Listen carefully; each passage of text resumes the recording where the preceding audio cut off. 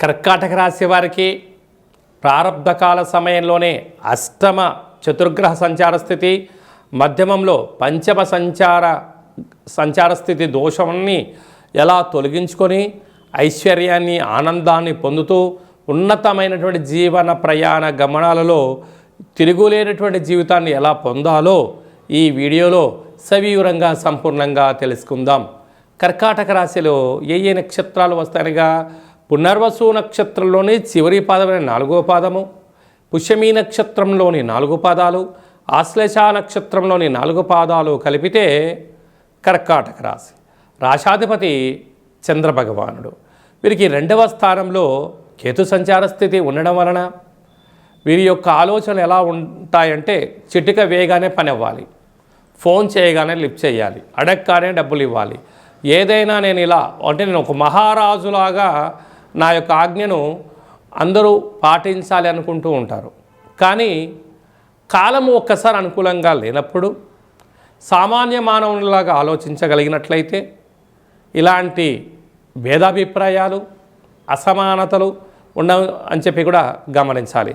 అదే కాకుండా సప్తమంలో కుజుడు ప్రారంభ సంచార స్థితిలో ఉండడం వల్ల ఒకవైపు కుజదోష కారణం వల్ల ప్రేమికులు చాలా జాగ్రత్తగా ఉండాలి. భార్యాభర్తల మధ్య అన్యోన్యత అవసరం.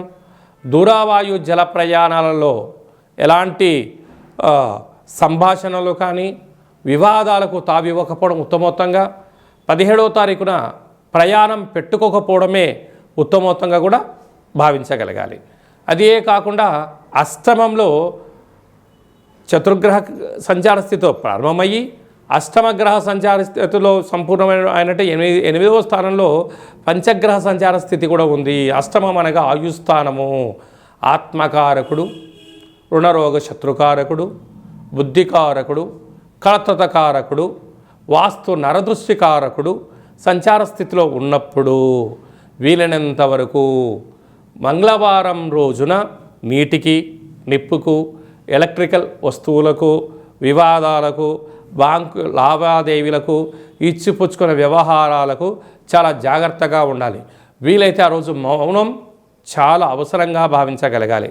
కనుక ఇలాంటి కాల సమయంలో పిండి దీపాన్ని ఏర్పాటు చేసి కాలభైరవ అష్టకాన్ని చదివి అలాగే పరమేశ్వరుడికి రుద్రాభిషేకం చేసుకుంటున్నట్లయితే సకల మృత్యు, అపమృత్యు, అనారోగ్య, పోలీస్ స్టేషన్లు, కోర్టు సమస్యలు వీటన్నిటిని వాటంతా తొలగిపోయే పరిస్థితి ఉంటుంది.